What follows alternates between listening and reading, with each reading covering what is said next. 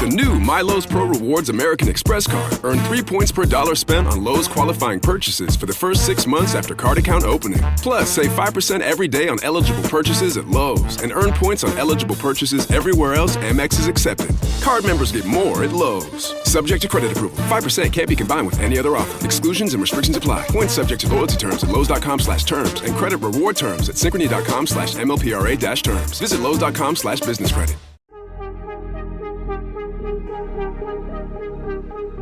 Okay, Get Obsessed fam, buckle up because today's guest is about to reach you into the chest, pull out every people-pleasing, guilt-ridden, trauma-bonded piece of you and hand it back to you whole. She's a licensed psychologist, a best-selling author, a TEDx speaker, and nearly 500,000 views, and the host of one of the top 1% podcasts in the entire world, Therapy Sessions. She has spent her career doing one thing, giving people permission to walk away from toxic family members who are destroying them. And you know what? She does not do it with apology. Her new book just dropped, You Are Home, and it's basically a full gut renovation for your soul. Because if you grew up in a chaotic, emotionally abusive household, you knew you were never safe. It was never peaceful. It was never yours. And Dr. Sherrie is here to show you how to build that home inside yourself from the foundation up. This woman has helped thousands of people stop performing for parents who were never going to clap anyway. She's going to tell you what your therapist is afraid to say, what your family definitely doesn't want you to hear, and exactly what it takes to finally feel at home in your own skin. Dr. Sherrie has been one of our favorite all-time guests, and she is back here on the Get Obsessed podcast. Let's get into this, let's get deep, and let's find out what it's like to build your own home here with, yes, Dr. Sherrie Campbell. Yay, Dr. Sherrie. Yay. Thanks, Julie. What an introduction. Wow, it's a lot. There is so much, though, Sherrie. Like, this new book is so powerful. How did you even come up with this concept of the house being this not so protective barrier, that you think of a home being a protective barrier for you, but it's really not? More of a prison when you're born to a family like mine. I've been using the metaphor for probably 25 years. I have a really creative mind, and as I evolve as a writer, I've been wanting to put more of my creativity into clinical work because I think metaphors are very healing for people. The brain loves images. It's a way to give treats to the rescue dog inside of you. When you go just direct clinical, sometimes it can feel threatening. It can feel somewhat scary. It can feel like, well, I wasn't neglected. You know, if you put emotional neglect, many people will say, well, I wasn't neglected, because they think of, well, I had food, home, and shelter, and I went to good schools. And so they don't relate. When you give a metaphor, it gives you a picture to follow. And all of my clients speak the monsters in the basement language. Like, they speak this language. If they have a bad weekend, they got triggered, they'll come in and be like, oh my God, okay, so my anger monster got out. It broke through the ground floor. It destroyed my walls. So we can have this language that it's very loving. It's very approachable. It just fits so nicely. And the metaphor goes all throughout the house, including into the outside world. Ultimately, when we're born, this life is given to us. Many of us here, I brought you here, I can take you out. So the people who are closest to us are family, but not by choice, but by circumstance. We don't have a choice who we're born to, who we come through into this life. So outside, there's like a porch, a yard, a fence, and barriers, and those are all of your boundaries. And it's just a really beautiful working formula. There's an elevator that'll take you down to the bottom from the top if you get triggered. It's a beautiful way to look at, you're never going backward. You're always going more deeply inward to do more work, to live your life in a more grounded way on your ground floor. The monsters are like your house alarm system. If someone in your yard makes a mess in your yard and upsets you, a monster is going to pull an alarm, because that monster is all your feelings. It's your inner child. It's all your triggers. It's just a really special book. And the reviews so far are just incredible, beyond an author's wildest dream. This book landed just as I had intended it to, which is sometimes hard to put a theory you speak every day onto a book. Unless you're a writer, you may not know that those don't always transfer very well. And this is so visual that I had to really take my time and put the work into creating something that you would feel safe in, that you could recognize, that you could redesign, renovate, redecorate, remaster, and repurpose, and to feel safe in your own self, in your own home. I love that idea, the ability to redecorate your own home, that you have that power. You're giving people the power back where they don't have that power back. And it's so fascinating to me because what you do feels so simple, but yet it's so controversial. The people you are born to, you're also giving permission to people to detach from, which for you, and I know you well, that is probably the most controversial platform that you speak on. Oh, yeah. Oh, yeah. I definitely speak on, the bottom line is there's this whole, I'm the first expert to put no contact into the literature, and then it started a movement. By the way, I had no intention of starting a movement. I was just giving an option, but it's now gotten confused with cancel culture. And so people don't really know what no contact is anymore. So I've renamed it protective estrangement. And you have to think, if you're going to judge someone for going no contact with abusers, did I really go no contact, or did I make a decision to stop my abuse? I mean, think about that. If you want me to be in contact, then you're telling me that I am not allowed to stop my abuse. You're telling me that I have to continue to participate in my own abuse. I couldn't disagree with that more, because if it wasn't my parents, people would support me to go no contact with anyone else. Well, my parents happen to be my abusers, and I am not going to participate in my mistreatment. So if you want to be like, oh my God, she's no contact, she's bitter, she doesn't forgive. No. All I did was stop my abuse. And if you want me to be abused so you can feel comfortable with my family dynamic, which you have nothing to do with, you're not for me. You're not for me. If you knew how I was raised and you want me to be a part of that, you are not for me. And so therefore, they're not relevant. So the haters that hate, not relevant. You're not relevant to me. You don't get an opinion in this game because you didn't live it. So you're just not relevant. You can have your opinion, but I'm not going to absorb it. And what does that look like? Who would support abuse like that? Who are those supporters? Let me give you a little example of a rejected parent that hit me up. Okay, this could be good. And it was so iconic that I kept it. Okay. 2 emails. She went through Contact Me. Dumb, because I could find her. The subject is sick fuck. Okay. By the way, no grammar. Okay. I'm not going to laugh. You are destroying lives, mothers, fathers, parents. You are as sick as they get with this insane philosophy you ascribe out of your own mental illness. Next sentence.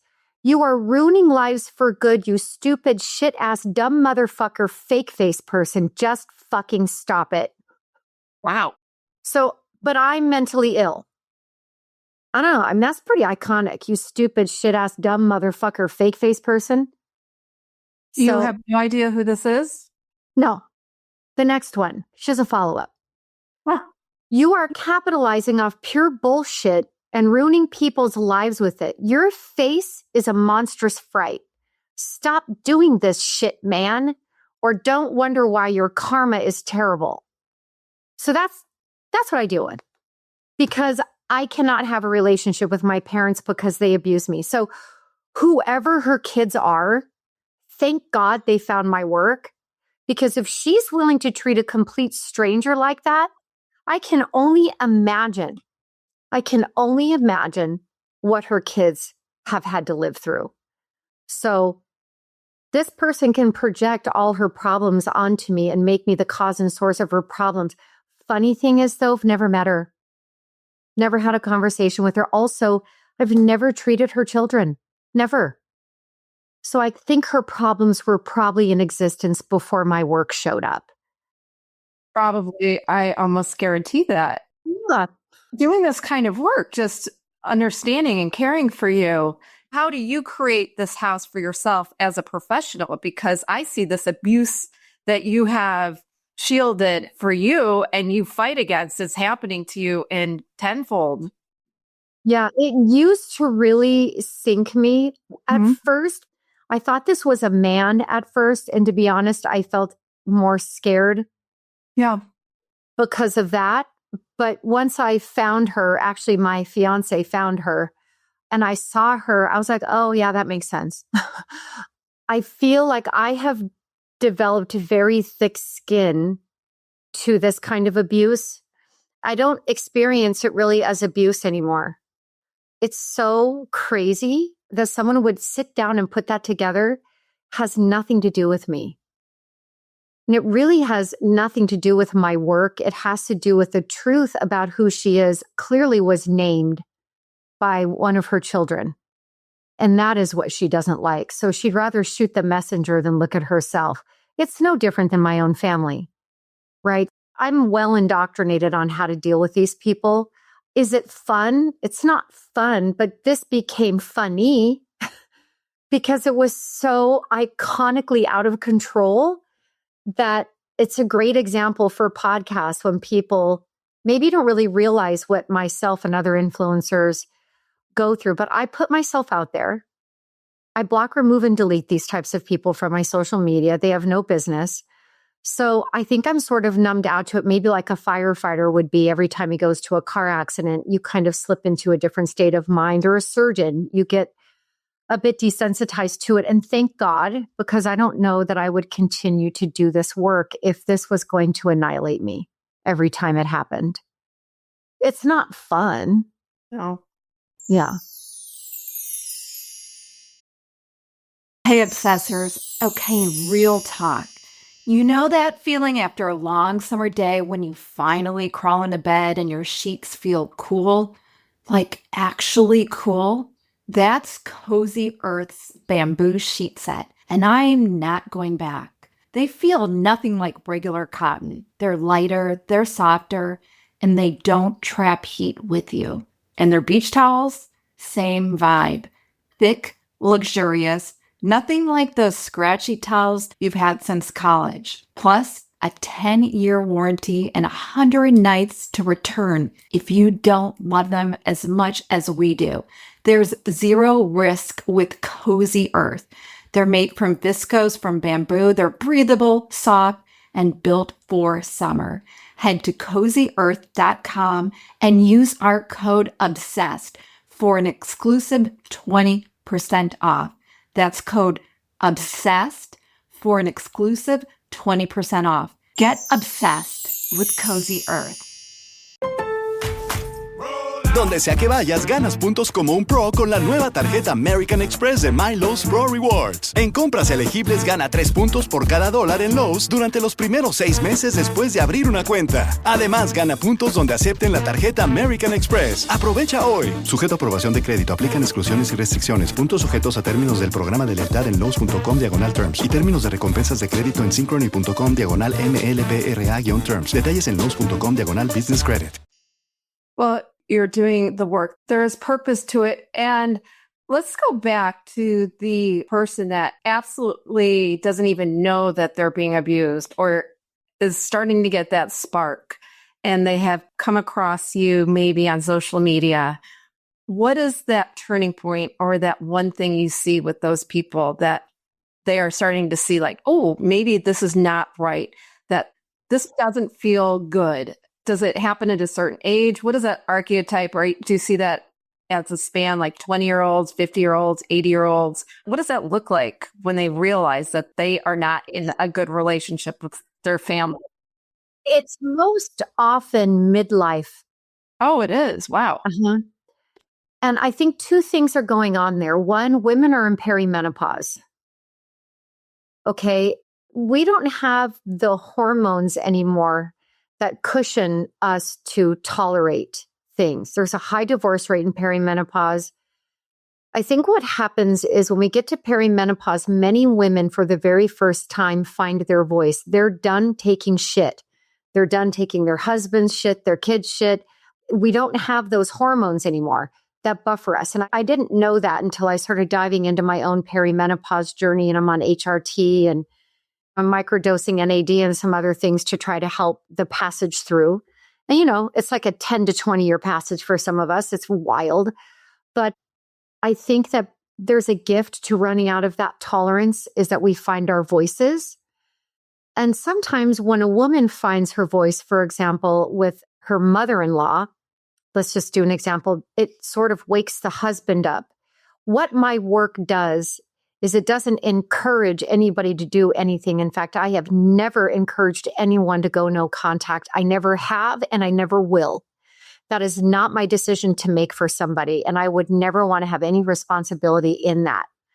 If someone decides to go no contact or they come in and they're already no contact, I absolutely support them in their journey. I've lived it. I live it every day. I know what it's like. But a lot of times there are ways to have cordial contact, right? But sometimes we get to midlife and we're even done doing that because we just don't have the ability to tolerate the abuse anymore, or the games, or the gaslighting, or the neediness, the need to be the center of attention, the victim role. We're done. So the younger kids, they are far too afraid because there's still maybe some sort of a dependence on all kinds of other people connected to the family. And I went through the same thing. All kids know, they have a knowing. Our bodies cannot lie to us. So we will know that something's off and wrong.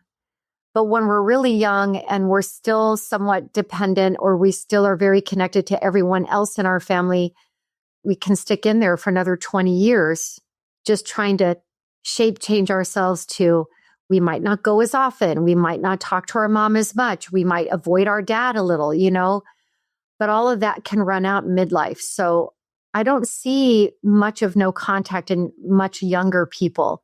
They're trying to negotiate, okay, I can name how my parents are, but I've got kids and I've got a woman who has 6 sisters and my client's the scapegoat. So if she gets no contact with mom, she loses everybody else. That is not worth it to her. I get that. So we try and gray rock and do things with the mom relationship so that she can not lose everything else. So I don't know what she'll be like in midlife. I have no idea. I just know that midlife is when no contact happens. So to make a point, this isn't a reactionary decision. This is a decades-long building and accumulating pain after disrespect after disrespect. Midlife, there's a change in us. We don't want to live the second half like we did the first, and we're done. I was 45. Yeah. And the collateral damage, you are set up to be okay with the collateral damage, I imagine. I imagine that you have that maturity as well and that vision to understand that it's wrong. I love that. I wasn't expecting for you to answer that it was midlife, but it does make perfect sense. Does no contact always work? Number one, because I imagine when you do choose no contact, you lose a lot of relationships, even the ones I lost everybody. Yeah, I lost everybody. Mind you, I was cut off. Yeah. Mind you, I was cut off. Now, that was the game in my family. Today, they call it cancel culture. Back in the day, it was called the silent treatment. So I was always given the silent treatment. So how it ended up being no contact for me is I'm like, I'm not fixing this again. Mm-hmm. I'm not going to continue to fix what I don't break. And she never fixed it. My father never fixed it. My sibling never fixed it. But they did start a smear campaign, which I talk a lot about in the book. You got to board up your house during that time and just be quiet. That's the hardest thing because I didn't. And me not being quiet, me trying to defend myself did not serve me at all. Learn the hard way. But I'm glad that I can put footprints in the snow for you to follow. See, I didn't have any. Mm-hmm. Yeah. There were no books like mine out, especially by an expert. There were none. All the books that would name some of the stuff, like the books I read were Children of the Self-Absorbed. Susan Forward's books were phenomenal, but they still all were encouraging on some level to have some contact, right? Mm-hmm. So I lost everybody. And I really learned through all that loss how many people are just weak to blind willfulness and the cognitive dissonance that all parents love their children. Yeah, it's true. I learned a lot, but it put me onto the TEDx stage that now has 500,000 views, just crossed over into 500,000. Never in a million years did I think that that would happen. I did not know I would be naming a cultural phenomenon that not all parents are good. That is just a fact. Not all parents are bad, but not all parents are good. That's just fact. This brought a question to mind that I wasn't even thinking about, but I always hear this people say, every parent does the best with what they know. And talking to you, I'm not sure that is true. Do you hear that? People say that saying? Well, I went through that phase. They're doing the best they can for where they're at. Yes. No, it's nuts. It actually just enables more abuse. Yeah. So the bottom line is my dad grew up in hell. My mom grew up rich as hell and had anything and everything she wanted. I don't know that my grandmother was very attuned to her kids. My grandmother was more into her career, I believe. I think she was a better mother to my mother's younger sister, but nonetheless, they each came out of their childhoods with the knowledge of what they didn't like. And abuse is a choice. You don't accidentally abuse somebody. Like we all choose how we show up in relationships and how we treat people. The example I gave at a summit I ran with Josh Connolly over the summer in LA, someone said, do they know what they're doing? And I said, well, let's use this example. So let's say there's a man walking down the street. And does he trip and fall with perfect acuity and land in another woman's vagina? And it's just, I had an affair. I didn't mean to have one.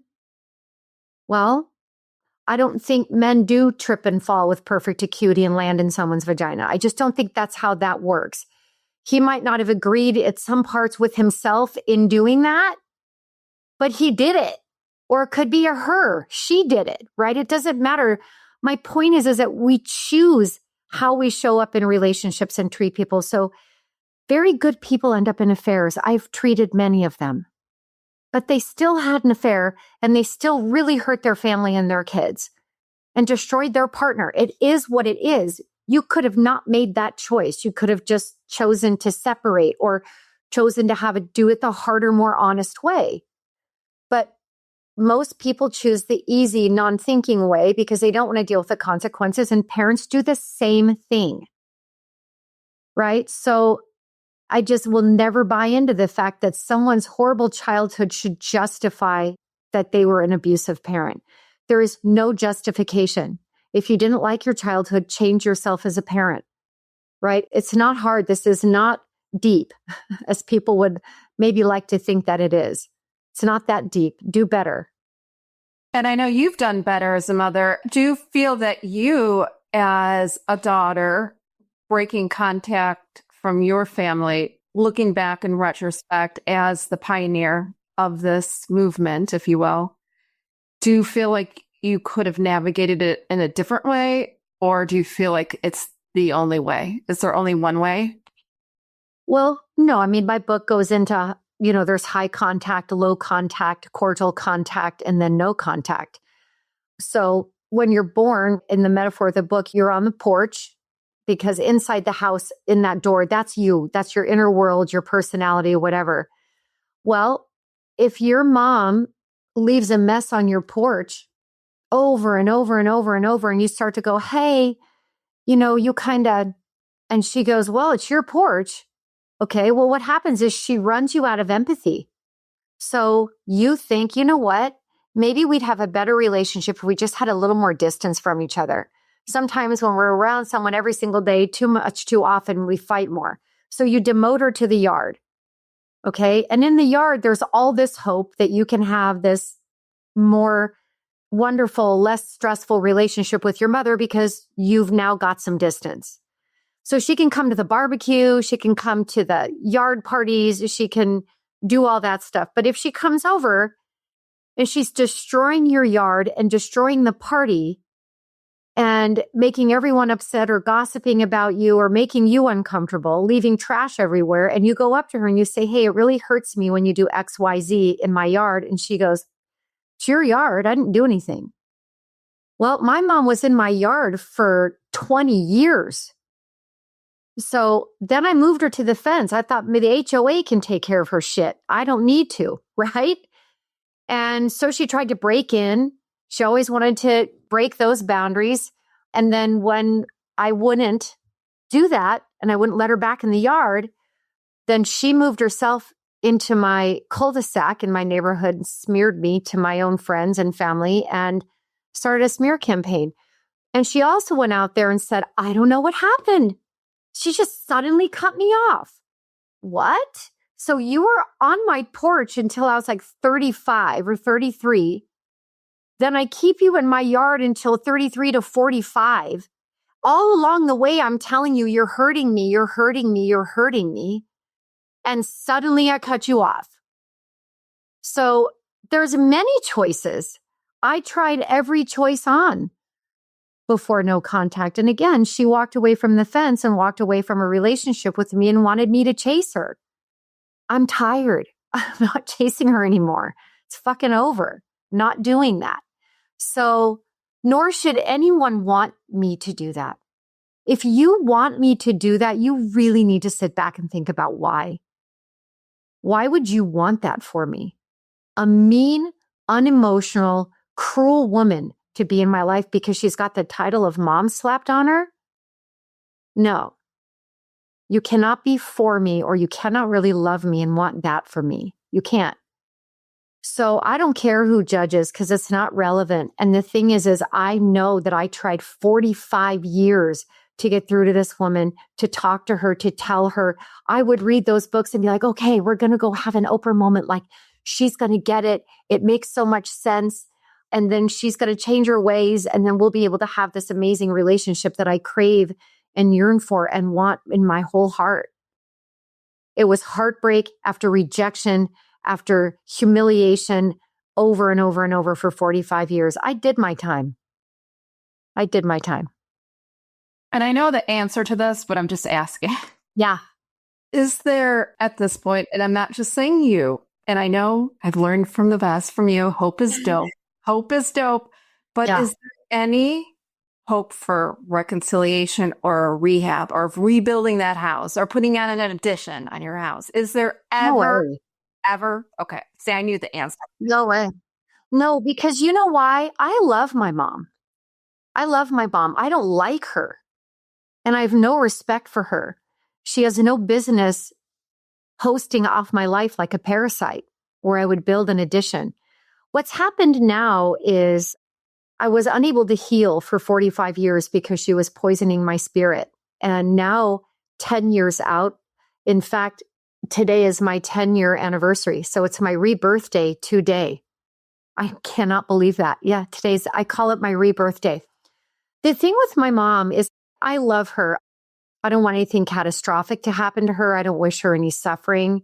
I've gone through the hate, the resentment, the grieving, the sadness, all the things.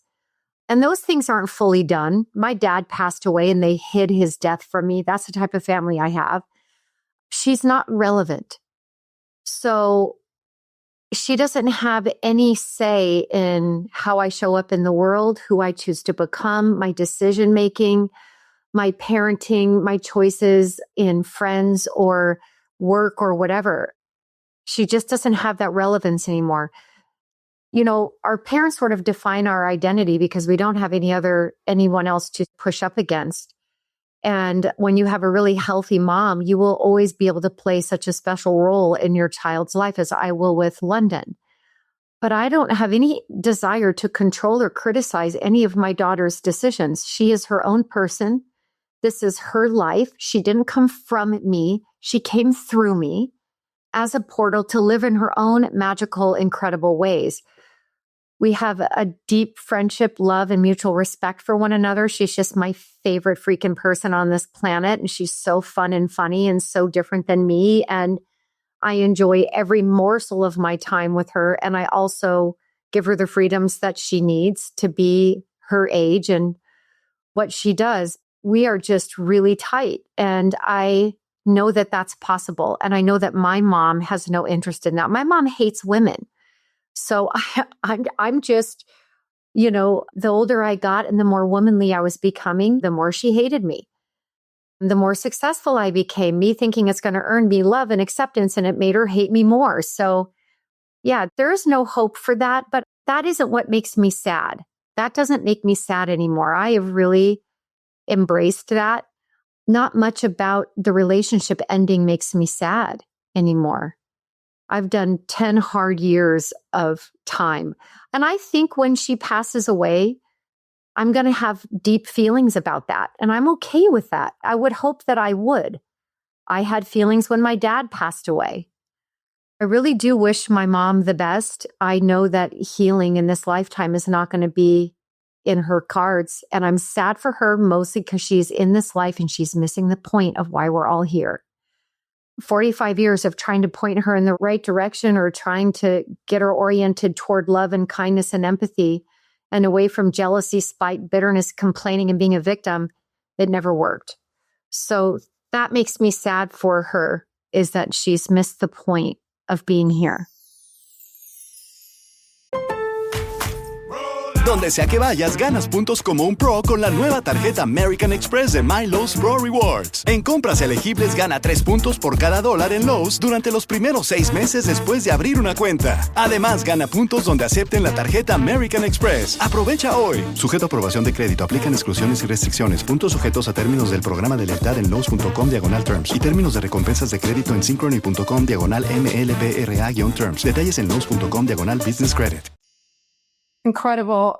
What you have done is something that I think is so hard to do, because I've seen it in so many people's lives, just breaking that generational trauma of passing on the abuse to another generation. Is there anything that you can kind of guide people on in terms of how to stop it if you were a victim of abuse as a child? Because it's just so easy to replicate it as a parent.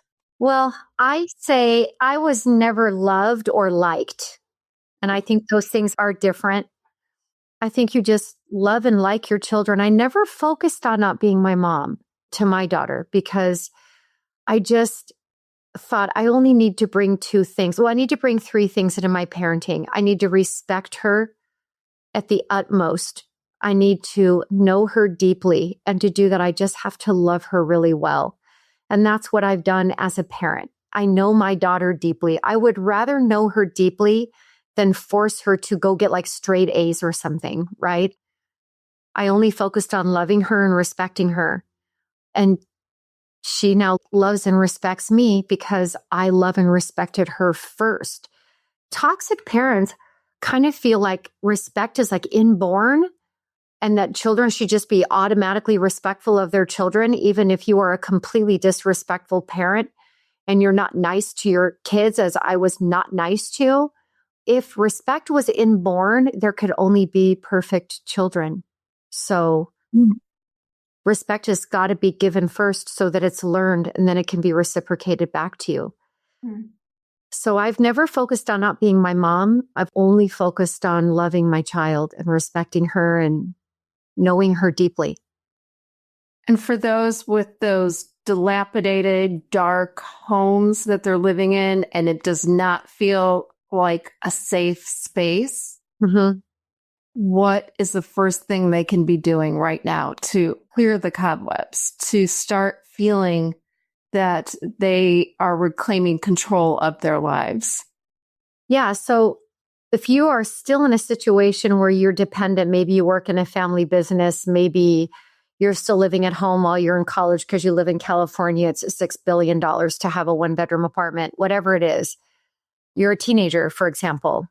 When you can name what's going on, the amount of healing that just comes from being able to name it helps you realize that whatever your parent is doing, as you are not the cause and source of that, right? And then learning skills like gray rocking, learning to please when it's important so that you can avoid conflict. So instead of doing all of those things out of fear, you'll be doing all of those things from intent, which now is strategy rather than reactionary, When you're in a strategy space, you're actually in control. When you're reactionary, you're in fear. And I think that I've been able to have kids that parents want to offshoot all their parenting onto me, and I gladly take it. And the relationships with the parents get superficially and transactionally better. That's all I care about. If you are dependent or you're still within their living space, living at home with them, or you work in the family business, all of those things really help those kids because they have strategy now. They still hurt, they're still getting abused, but they have other ways to protect themselves that are just sort of covert. And I do think it makes them feel a little bit more empowered. And then they'll continue to age and grow. And then someday they'll have their own house and their husband and wife and whatnot. And they won't have to do all that work at the level that they do living with their parents. So there's all kinds of little strategies to get through. I feel empowered. What is the one thing you want to leave everybody with today? The one thing that will change our lives, no matter what level we're at, whether it's the low effort family, the low effort parents, or the parents that are actively abusing us, or if we see it within our friendships, we see it within someone else. Because honestly, Sherrie has taught me so much, knowing her for so many years. I am blessed to have parents that have loved me through my craziness. I have tried to impart, help my friends. I've seen it with other people, other family members. Your wisdom has definitely helped me, and the hope is dope. But what is that one thing that will change our lives, change our perspectives, that we can always remember and go moving forward to help us move forward? Because it oftentimes is so hard just to move forward and feel worthy, just feel worthy as human beings. Well, that's why I wrote this book, because it's a homeowner's manual. You don't have to do it on your own. I direct you how to rebuild your foundation, how to make your ground floor solid, how to set all of your boundaries out in your outside world, how to be mindful on the middle floor, and how to manifest the life of your dreams on the top floor, and how to navigate it when you get triggered and you go back down to the monsters. You've got to learn to love your monsters. Those are the voices of your inner child. The one thing that has absolutely saved my life has been educating myself on this stuff. There is not enough education that I could get at some point to help me really name and not gaslight myself, because I was gaslit my whole life. So I learned to gaslight myself and to doubt my own perspectives, my own body, my own everything. I was divorced from everything inside of me. And if I can do this, you can. I mean, Julie, you've seen me also evolve over the years, and how little trust I had in the beginning of our friendship, and how difficult it was for me to let you in my space.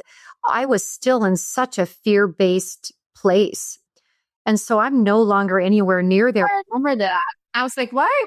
I couldn't understand it. But now I do, getting to know you. Yeah. Honestly, I was confused. But I was like, I trust everyone. That gets me into trouble, though, too. But you came from the exact opposite. I came from the opposite. You had two parents that allowed trust to breathe and live. And my daughter has implicit trust as well. But I would say that this is a marathon. This is not a sprint. Yeah. I will be healing for the rest of my life. I will be.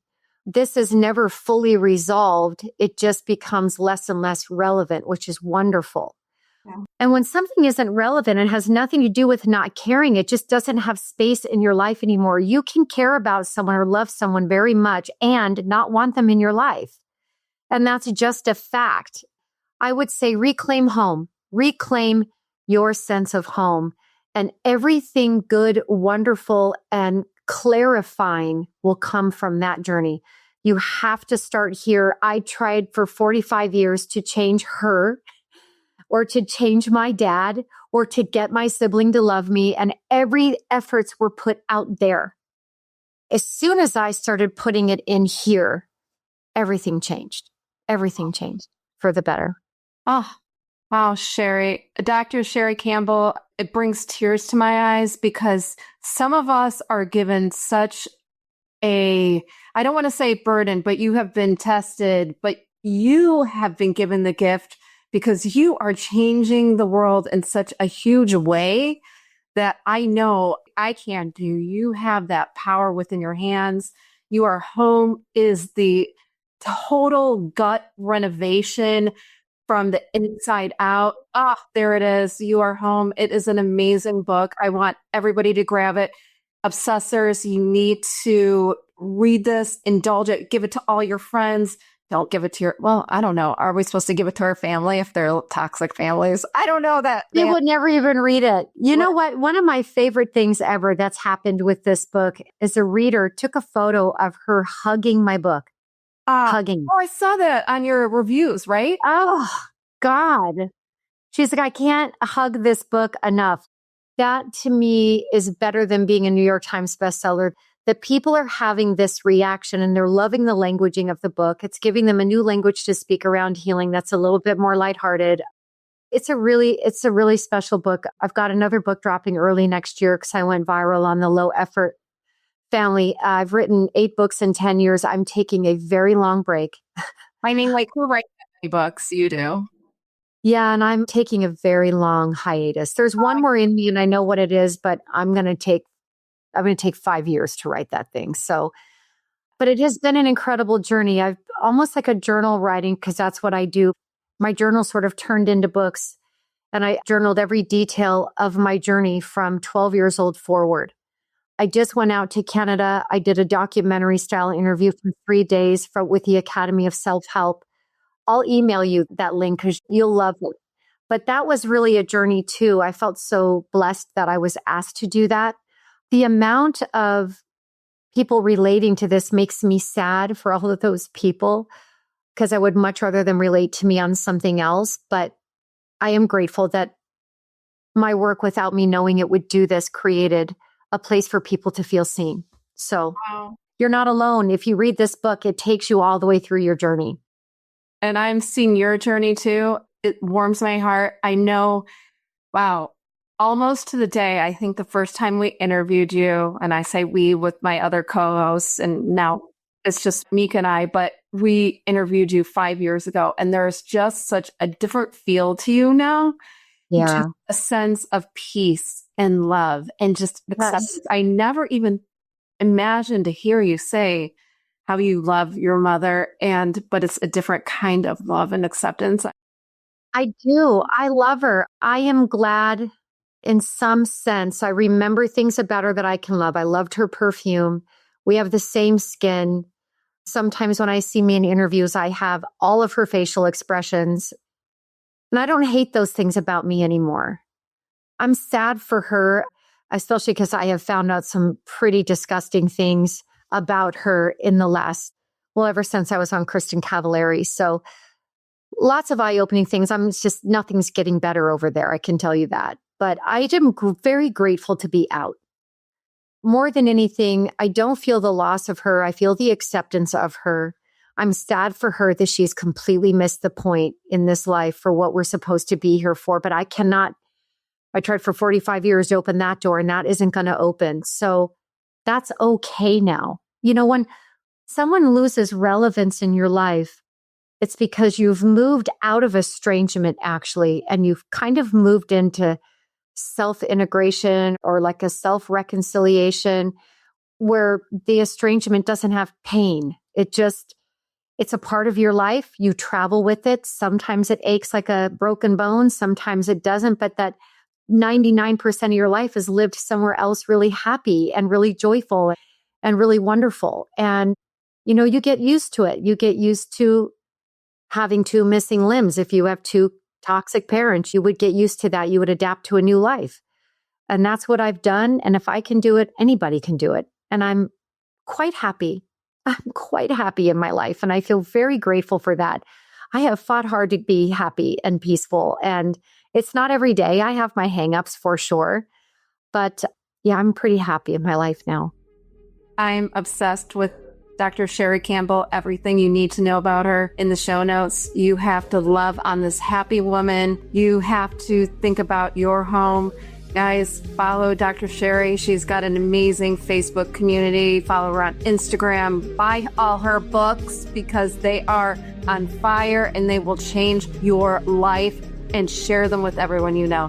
Until we meet again, don't forget to rate, review, and subscribe to the Get Obsessed podcast. We love you. Get obsessed with your life.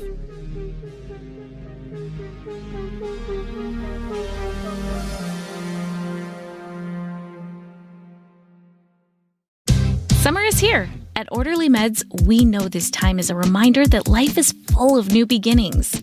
Whether you're celebrating the nice weather, starting a new chapter, planning a vacation, or simply looking ahead to what's next, this season can be the perfect time to invest in yourself and your health. If you've struggled with weight loss and are curious about GLP-1 medications, Orderly Meds can help you learn about your options. Through a simple virtual process, you can connect with licensed medical professionals who can determine whether treatment may be appropriate for you.